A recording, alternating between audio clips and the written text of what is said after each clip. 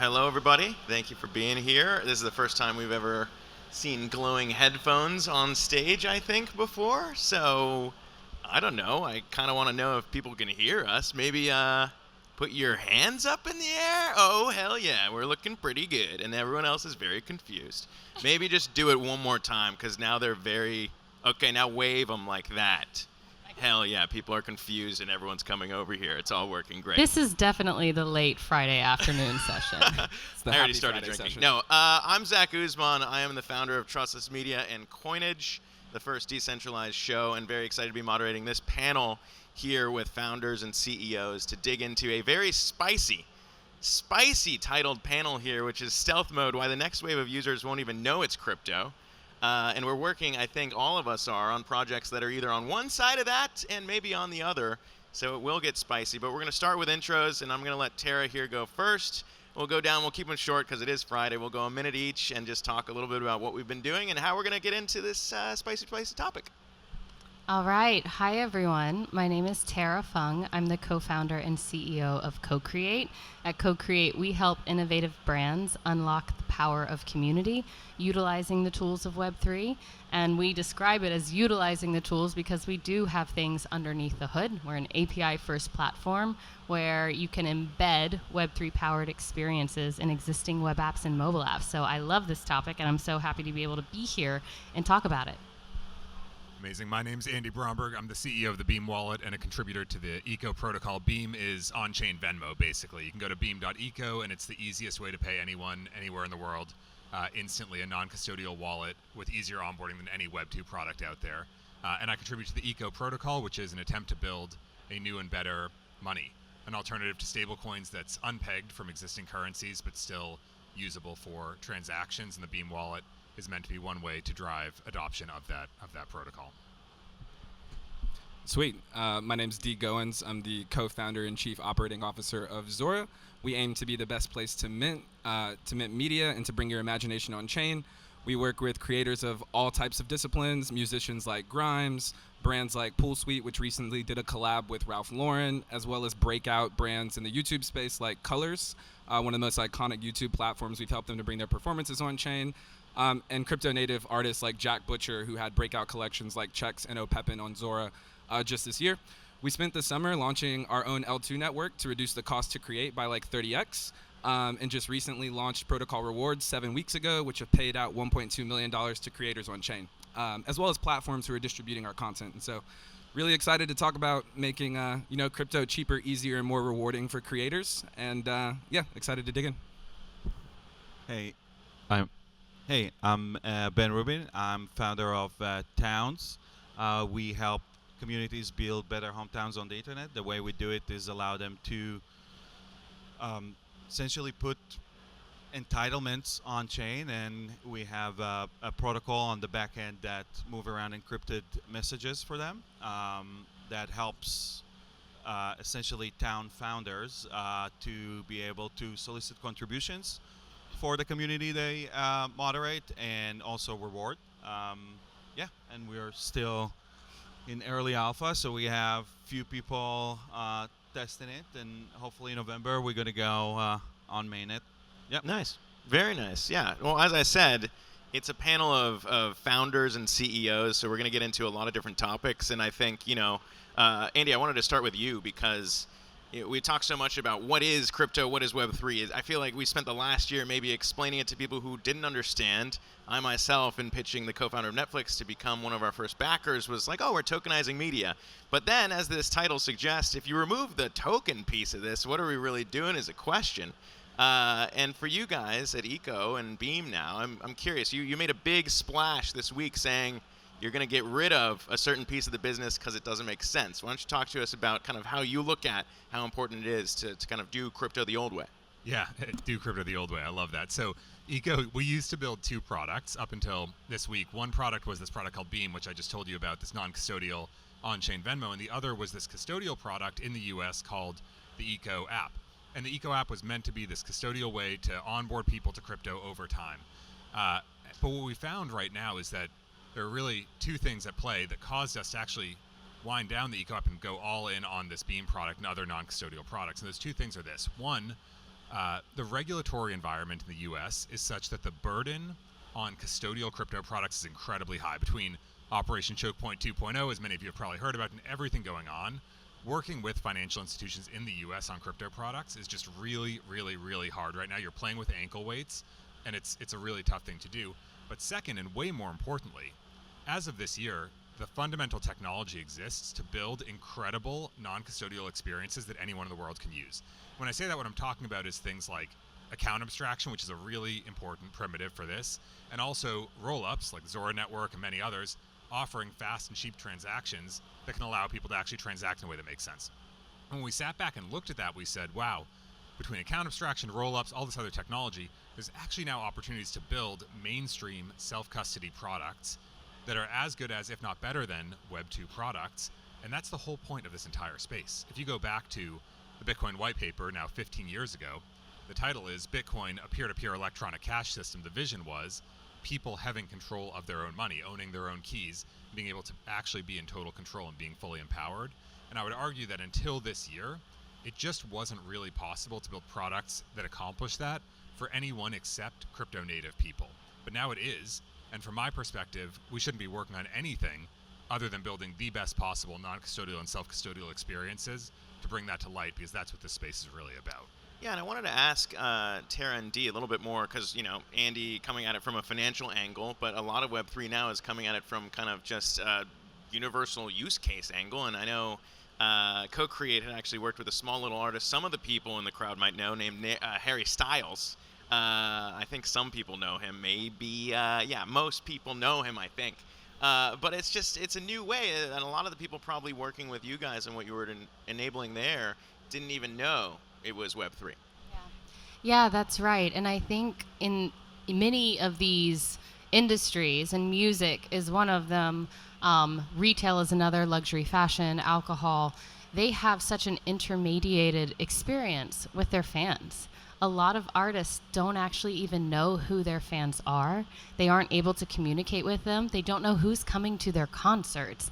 And so what's so incredible about blockchain technology is, while I think it is a back-end tool, it's actually a direct-to-consumer technology. It allows you to have a disintermediated connection with other people, with those that have similar affinities, that are part of the same communities, but also with artists and creators and brands.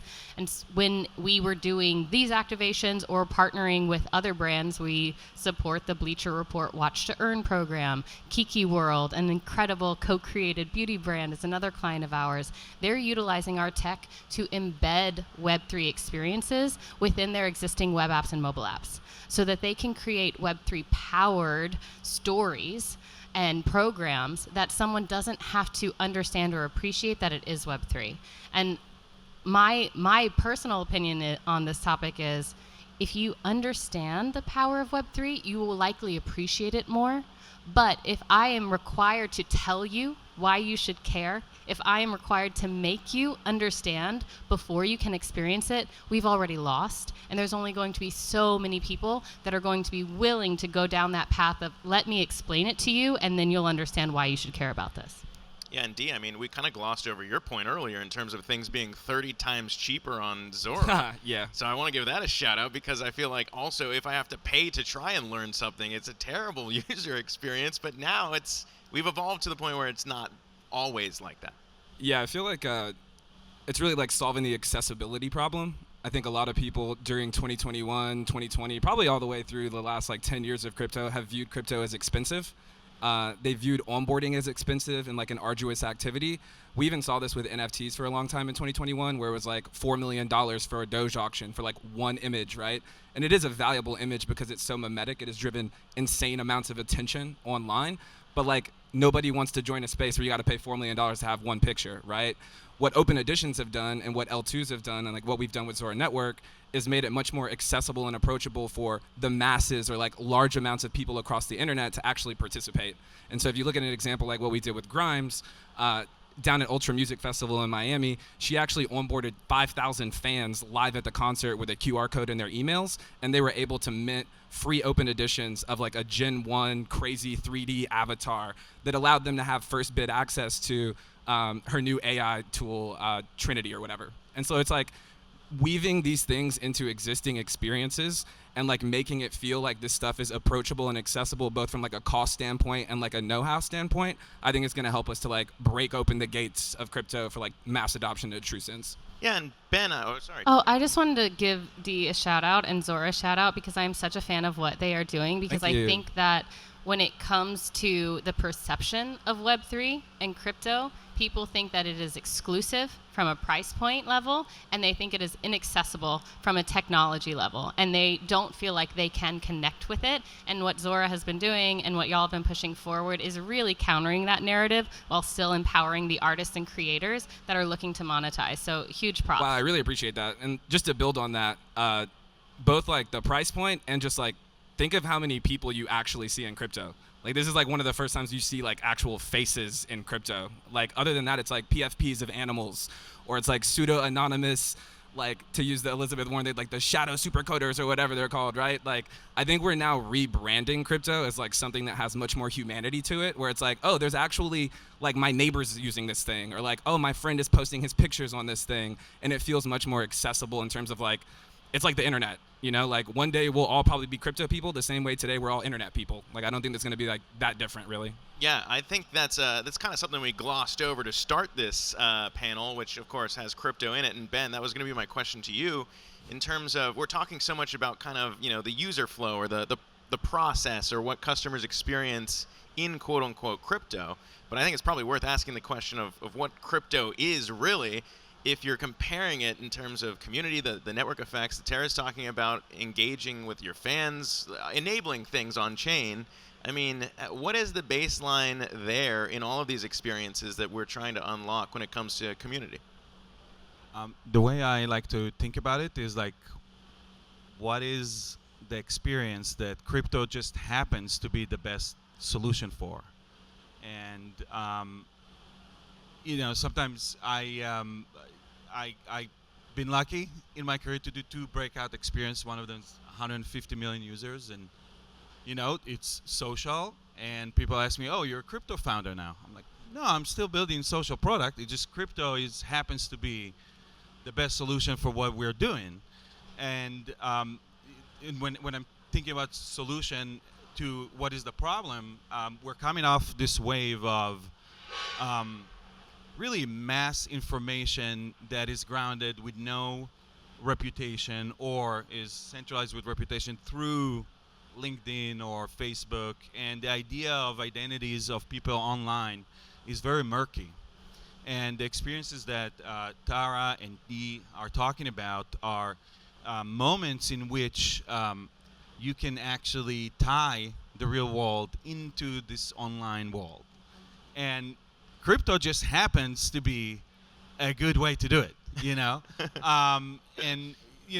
when I think about breakout experiences and like things that make us feel something we haven't felt before, traditionally, there might be a new kind, but traditionally it only happened when somebody either innovated on the medium or innovated on the graph.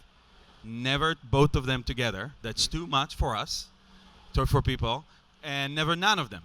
So it has to be either a new graph or new medium to be familiar enough, but new. But new. And then you ask yourself, like, what is a graph that is coming? And it's exactly this graph that matches the real world with the online experience. And crypto just happens to be the best way to do it. Yeah.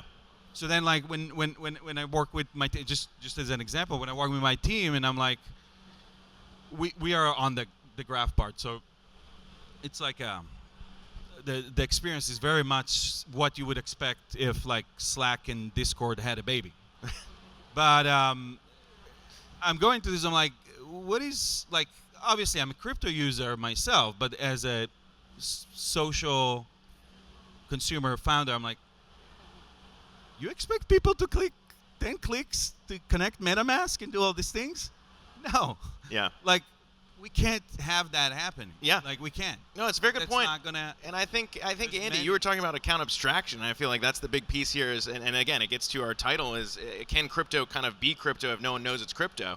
And I think it's weird to be in a revolution where we've gotten to the point now to where we're not even telling people we're revolting anymore. Right. Which is, I don't know, is that a good metaphor? Seems more effective to me. Yeah, I mean, I think that, and actually to build on Ben's point for a second, I love that we're all here. I love the camaraderie of these things and spending time with crypto people. But the reality is, if the only thing that's uniting all of these people and all these booths here is the infrastructure that they're built on, that means those are actually very different businesses that really don't have that much in common with each other. And that's fine. You don't go to a lot of conferences where, the booths are, people like Snapchat and Amazon and, the New York Times who happen to be building websites. No, it doesn't make any sense. Just because they use the same infrastructure doesn't mean they go to the same places and talk to the same people. They're different audiences. And I think that crypto is going to be the same. It doesn't really make sense to me to be marketing these things as crypto products. I don't know why everything's marketed as decentralize this and decentralize that and decentralize that. No, they should just be great individual products that people want to use. And if they're powered by crypto, amazing. That's great. But I think the breakout success will come from us not collectively having the industry win, but individually having different products break out because they're just simply truly great products. And in so doing, you end up in a place where you are with the internet today, where the internet is everywhere and it powers everything because, wow, the best possible products were able to be built on that. And I think that's where we are. I do think, Zach, to your question, a lot has happened this year that enables that. And the biggest one for me, aside from rollups we mentioned earlier, is account abstraction, which is this nitty-gritty piece of technology on top of the Ethereum protocol and other networks as well that enables user wallets to do much more sophisticated things, including abstracting away a lot of the complexity that they historically faced. And the analogy I use there for people who are unfamiliar is that it feels like a movement from flip phones to smartphones. So when there were flip phones, all you could do was call and text, right? Send messages, and that was it. And then smartphones came about, and you could run arbitrary code on smartphones, and that enabled this whole world of applications. You could do much more from a phone. This is the same thing. It used to be that every user's wallet on Ethereum was what's called an EOA, and all it could do was sign and send transactions. It's like calling and texting. Couldn't run code. Now, those wallets can run code, and that enables things like abstracting away gas. It enables things like much more sophisticated wallet operations and ways you can manage private keys without needing to deal with seed phrases and all of these different things. That's all possible because of this new technology, and I think we can now finally get to stealth crypto, which is crypto-powered things that don't feel like they're actually powered by it. Related to this topic of how we talk about this technology and what it actually unlocks, like I've actually stopped using the word crypto because I think crypto, it is a tainted word for most people, and they stop listening when you say that. And what they hear when you say crypto is they hear hyper financialized assets where it's just about trying to make money at the expense of others. That's what they hear. And so I actually use the word, even though it also needs a bit of a rebrand, Web3, because I do think that Web3 is more expansive. People, when they hear that, they don't automatically go to hyper financialized assets. And in my view, Web3 is both a technology. Blockchain technology unlocks the ability for greater degrees of ownership and interoperability, composability, but it's also an ethos. There are businesses that are being built that have Web3 at the core of how they're designing their businesses. And the ethos of a Web3-based business is one that gives more ownership, voice, and say to the community, that believes that there shouldn't be a single actor that is unilaterally making decisions from one day to the next that's impacting everyone without others being able to have input. And so Kiki World is one of our clients that I think is a great example of this. They are this co-created beauty brand, and every single product that they create, every single shade that they bring out is voted on by the community. And so their next nail polish color, guess what? You get to vote on it. I actually voted for the color that was least popular, and I was very offended. I was like, I'm out of vogue. But it made me go buy the cool color that everyone else voted for because I was like, I got to get hip. And what they found is that not only is this giving say to the people that are interested in your products, it actually results in a higher conversion rate. And so the people that vote on their next product line, their next color, their next shade, they end up going on to purchase products at a 3x higher conversion rate. So it is good business, and it's just a good practice. No, I think it's a really good point, and I feel like, as a Web3 media company, as I say that, I've been trained to now say we're just a media company using Web3 technology, and it's a slight distinction, but it is very much steeped in that idea of giving your customer, your user, a voice, let them influence the content, instead of the old model, which is basically a studio will choose what we want to make, and then you got to go see it, and maybe it does well or doesn't do well at the box office, but you don't have any say. But I do want to ask about that, because I think if you abstract all this away, do we suffer potentially, and this is an open question for anybody, do we suffer from the idea of that interoperability if you may have, maybe a centralized provider abstracting away the need for a seed phrase, they'll handle it for you, it'll be sharded away, and then you go and you try and plug into something else and you actually can't because you don't own it. Don't know. Like, is that... I never understood that dogmatic founders. Like, if you sit at a restaurant and your users supposed to be, like, people who eat around you are your users, you can't allow yourself to be dogmatic. Like, nobody is going to be saving 24 seed phrase, like, I don't understand it. And I think that there was a lot of the inception, the origins of crypto were so beautiful in the idea of how they were very pure about what they protect and what they stand for. But through the growth of it, they discover a real use case that I'm not sure is about you storing your keys. Like, that is a use case, but I'm not sure that that's the main use case for it. And I think that's spicy. Yeah, that's such a spicy take. And I think we need to be less dogmatic about it. Yeah, I think you have to give the user optionality if they want to export their keys. So it's like, if I want to pick up and leave this this spot, like, I have the ability and power to exit, to use like a bologism. Sure, but that has to be maintained. What I'm trying to say is that the entire industry, the entire growth, is beholden by. There's so many faceted that it can grow and reach other people. Yeah. If we don't allow ourselves in our idea to grow away from the idea that everybody should have their own seed phrase. Like, that's okay. Do you think that came from, by the way, the idea of the phrase being repeated for years, not your keys, not your coins, and the idea of what happened in BlockFi and Celsius and all these things that said, no, don't worry, it's very easy over here. And then you see what happens when you're not in control. There are trade-offs to all these decisions. But this is from the lens of a financial instrument. Sure. What I'm saying, and this is and maybe for the financial instrument, that's where it should be. That's what it should be. But when that's the only lens, then you stop looking at. Then you frame it you prevent it to grow to other use cases that don't need. But that might be even more true of identity industries or data industries or content and media industries, where, like, I want to be able to pick my media up and take it from TikTok to IG. Or I want to be able to take my followers with me from IG to Twitter, right? Like, can I ask you something seriously? Do you think you're going to go to your Ledger wallet, you're going to plug it to move a TikTok from IG to... No. But I do want to have the option, if I want to export my keys, to do so.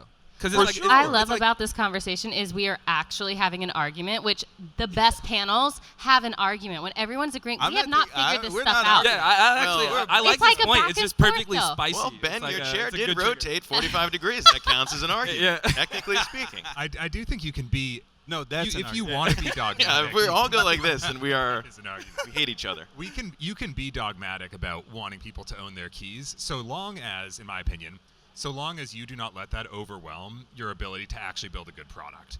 And that is the thing. Like, there is technology coming out as a result of this dogmatism. I think it's EIP 7212 that allows for the integration of like Face ID on an iPhone and the secure enclave to sign it. So you don't need a seed phrase anymore. It's just your Face ID. That can be a great product that also fits into the dogmatic. I agree. Must own your keys And I think attitude. people should have the right to have it. That I agree.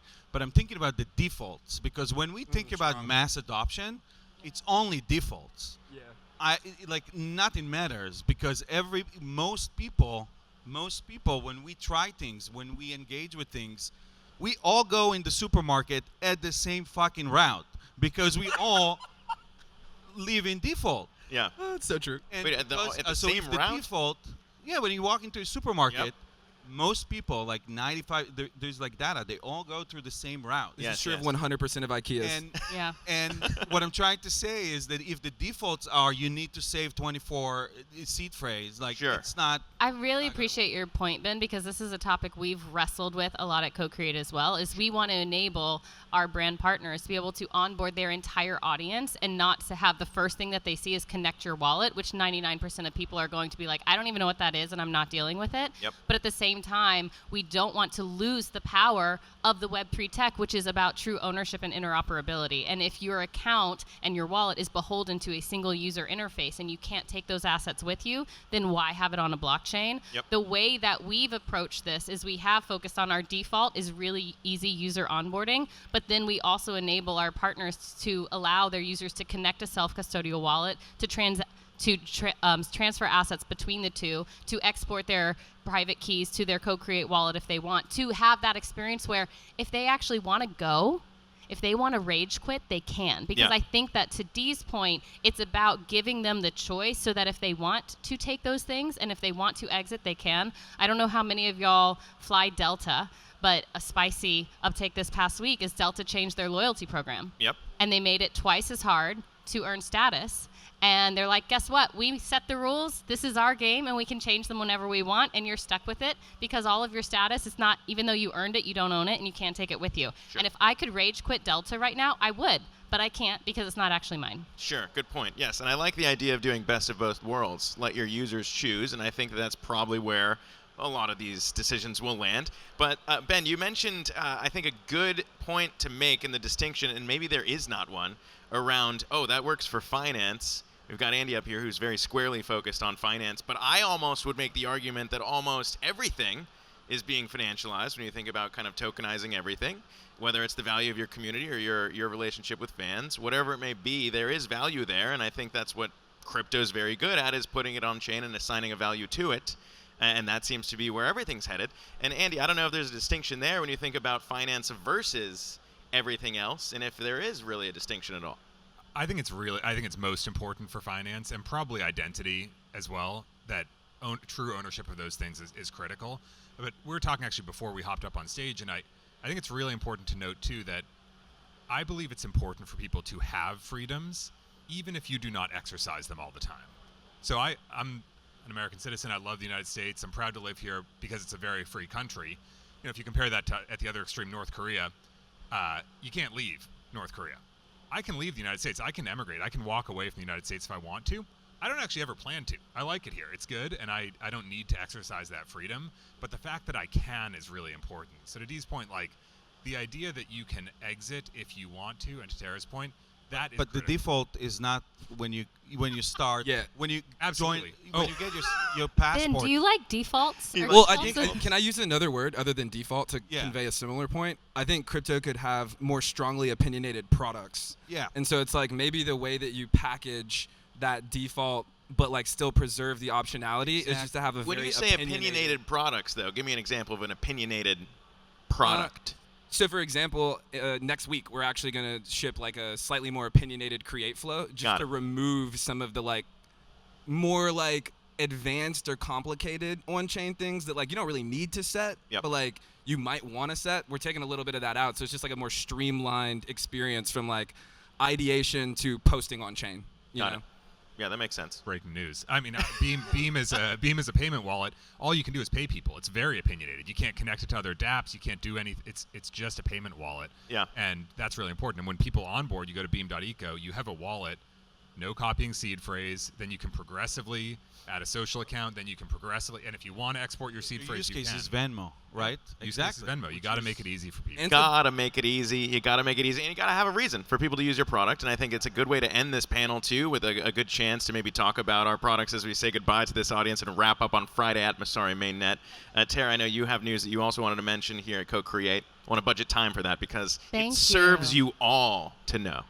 I don't know if folks here like tattoos or are into tattoos, but today we are announcing Co-Create Studios, which is our incubation arm at Co-Create, where we are building consumer-facing apps and products that are utilizing the Co-Create tech stack. And our first incubated concept is called Co-Create Inc., and it's meant to empower tattoo artists to have their work valued beyond the time they spend sitting in a chair actually creating that tattoo. So if you're interested to learn more, go to cocreate.inc.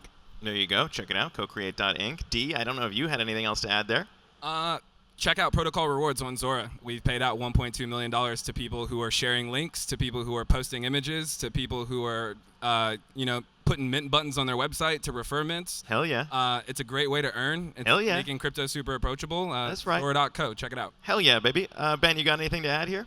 I'm still trying to remove that Connect wallet from the funnel. Still trying to fight everyone on this panel. Andy, anything else to wrap? No, just super excited that I think we can now build products that are as strongly opinionated as Ben wants, but also preserve the dogmatism of what this space is all about. I like opinionated products. I'll close this by being opinionated too. You can go to coinage.media if you want to own the revolution here. Never before have we been able to own the media we love, but we can now, baby. And we're launching with base up there Monday, scavenger hunt, win 5 ETH. All right, that'll do it, everybody. Wave your hands because I still love confusing Friday, the shit everyone. out of everyone here. Happy Friday. Thank you, guys. Appreciate it.